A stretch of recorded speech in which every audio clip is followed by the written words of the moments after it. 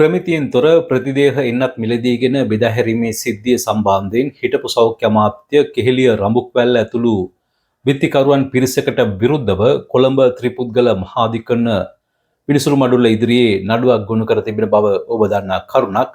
මේ නඩුවේ විත්තිකරුවෙකුට අභ්‍යාචනාධිකරණය විසින් ලබා දුන් අප නියෝගයක් ශ්‍රේෂ්ඨාධිකරණය විසින් බලරහිත කළා. අගවිනිසුරු ප්‍රීතිපද්මන් සූරසේන මහතා ප්‍රමුඛ ත්‍රිපුද්ගල ශ්‍රේෂ්ඨාධිකරණ විනිසුරු මඩුලක් විසින් තමයි මේ ආందోලනාත්මක තීන්දුව ලබා දුන්නේ. ඉතින් මේ විත්තිකරුගේ අපය සම්බන්ධයෙන් ශ්‍රේෂ්ඨාධිකරණය මේ වගේ බරපතල තීන්දුවකට එළඹුණේ ඇයි? ඒ ගැන තමයි අද අපි මේ වීඩියෝවෙන් කතා කරන්න සූදානම් වෙන්නේ. එහෙමනම් වීඩියෝට ගිහිල්ලා වැඩි විස්තර කතා කරමු.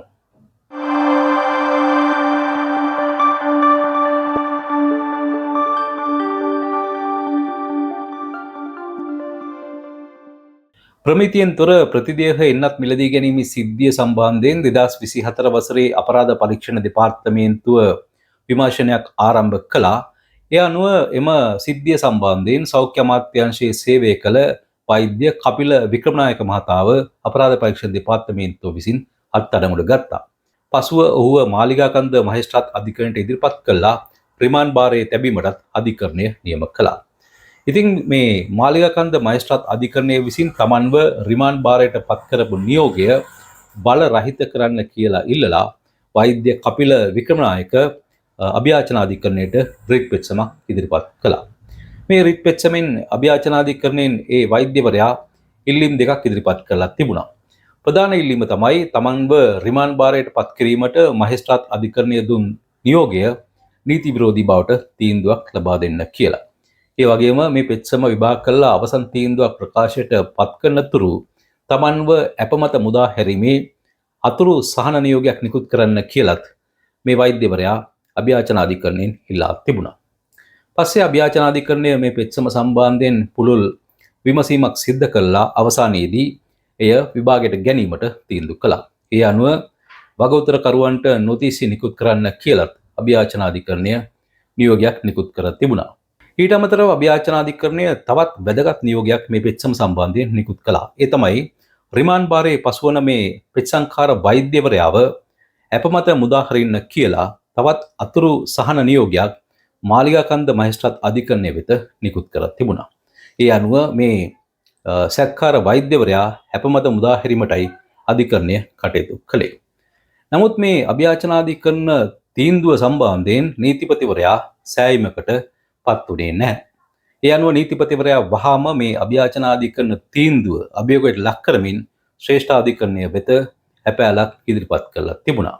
මේ අපෑල පසුගියදා අගමිනිසුරු ප්‍රීතිපද්මන් සූරසේන, අචල වෙංගප්පුලි සහ සම්පත් විජේරත්න යන මහත්වරුන්ගෙන් සමන්විත ත්‍රිපුද්ගල ශ්‍රේෂ්ඨාධිකරණ විනිසුරු මඩුල්ල ඉදිරියේ කැඳවුම් ලැබුවා. ඒ අවස්ථාවේදී නීතිපතිවරයා වෙනුවෙන් පෙනී සිටියා නියෝජ්‍ය සොලිසිටර් ජෙනරාල් ලක්මිනී ගිරිහාගම සමග නියෝජ්‍ය සොලිසිටර් ජෙනරාල් නිර්මලන් විග්නේශ්වරන් මහතා. නියෝජ්‍ය සොලිසිටර් ජෙනරාල් විග්නේශ්වරන් මහතා අධිකරණයේ හමුවේ කරුණ දක්වමින් කියා සිටියේ මේ වගඋත්තරකාර වෛද්‍යවරයාව අපමත මුදා හරිමින් ඔහුගේ පෙත්සම විභාගයට ගැනීමට අභ්‍යාචනාධිකරණය දුන් තීන්දුව නීතියට පටහැනි බවට.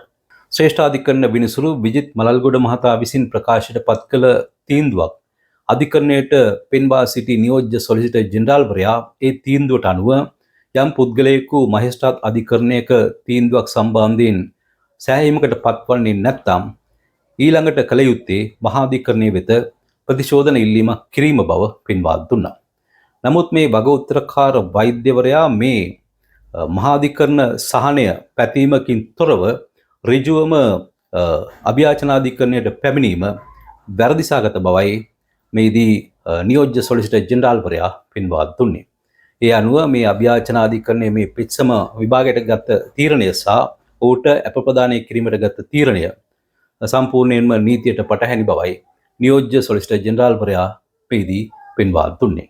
ඒ අවස්ථාවේදී වගඋත්තරකාර වෛද්‍යවරයා වෙනුවෙන් පෙනී සිටි නීතිඥවරයා කියා සිටියේ මේ කාරණය දැන් කොළඹ ත්‍රිපුද්ගල ස්ථිර මහාධිකරණ විනිසුරු මඩුල්ල හමුවේ විභාග වෙමින් පවතින බවයි. ඒ නිසා මේ පෙත්සම ඉදිරියට පවත්වාගෙන යාම ඵල රහිත ක්‍රියාවක් බවයි මේදී ඒ නීතිඥවරයා පෙන්වා දුන්නේ.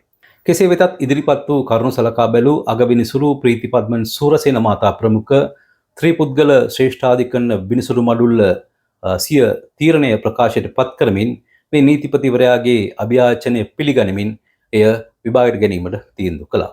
ඒ අනුව ශ්‍රේෂ්ඨාධිකරණය සඳහන් කළා අභියාචනාධිකරණයේ මෙම නියෝග සම්පූර්ණයෙන්ම නීතියට පටහැනි බවට. ඒ අනුව කපිල වික්‍රමනායක වෛද්‍යවරයා අපමත මුදා හරිමින් අභියාචනාධිකරණය විසින් ප්‍රකාශයට පත් කළ අතුරු නියෝගය ඉවත් කරන බවත් ශ්‍රේෂ්ඨාධිකරණය ප්‍රකාශ කළා. ඊට අමතරව අවසානයේදී ශ්‍රේෂ්ඨාධිකරණය තීන්දුව කළේ මේ අභියාචනාධිකරණ තීරණය සම්පූර්ණයෙන්ම වැරදි සාගත නිසා අදාළ වෛද්‍යවරයා විසින් එම අධිකරණයට ඉදිරිපත් කර තිබෙන පෙත්සම සම්පූර්ණයෙන්ම නිෂ්ප්‍රභ කරන බව. ඒ අනුව මෙහිදී කාරණා දෙකක් සිද්ධ වුණා. එකක් තමයි අදාළ වෛද්‍යවරයාට අපපදානය කරමින් අභියාචනාධිකරණය දුන් තීන්දුව ශ්‍රේෂ්ඨාධිකරණය ඉවත දැමුවා. ඊට අමතරව මේ වෛද්‍යවරයාගේ පෙත්සම විභාග කිරීමට ඒ කියන්නේ ඉදිරියට පවත්වාගෙන යාමට ගත්ත තීරණයක් ශ්‍රේෂ්ඨාධිකරණය විසින් ප්‍රතික්ෂේප කළා. ඉතින් මේ ආකාරයෙන් තමයි මේ බාලබේත් සිද්ධිය සම්බන්ධ නඩුවේ එක් පිටිකරුවෙකුගේ අප ඉල්ලීම සම්බන්ධයෙන් ශ්‍රේෂ්ඨාධිකරණයේ තීරණය ප්‍රකාශයට පත් වුණේ. දැන් ඔබ තුල ප්‍රශ්නයක් මතුවෙන්න පුළුවන් මේ වෛද්‍යවරයා සැකකාර වෛද්‍යවරයා යලි රිමාන්ඩ් භාරයට පත් වේද කියලා. නමුත් මේ සම්බන්ධයෙන් කියනවා නම් මේ වෛද්‍යවරයාට මේ වන විට කොළඹ ස්ථිර ත්‍රිපුද්ගල මහාධිකරණ විනිසුරු මඩුල්ල විසින් නව ඇපයක් නියම කරලා තිබෙනවා. ඒ නිසා අර කලින් අභියාචනාධිකරණය විසින් ලබා දුන්න ඇපය අවලංගු වුණත් ඔහු රිමාන්ඩ් භාරයට පත්වීමක් සිද්ධ වෙන්නේ නැති බවයි නීතිවේදීන් පෙන්වා දෙන්නේ. ඉතින් මේ ආකාරයේ අධිකරණ කටයුතු පිළිබඳ තොරතුරු ඔබට දැන ගැනීමට අවශ්‍ය නම් ඔබත් අපගේ channel එක subscribe කරන්න. ඒ වගේම අපගේ වීඩියෝ වලට like කිරීමටත් share කිරීමටත් අමතක කරන්න එපා. එවනම් තවත් වීඩියෝකින් හමු වෙමු.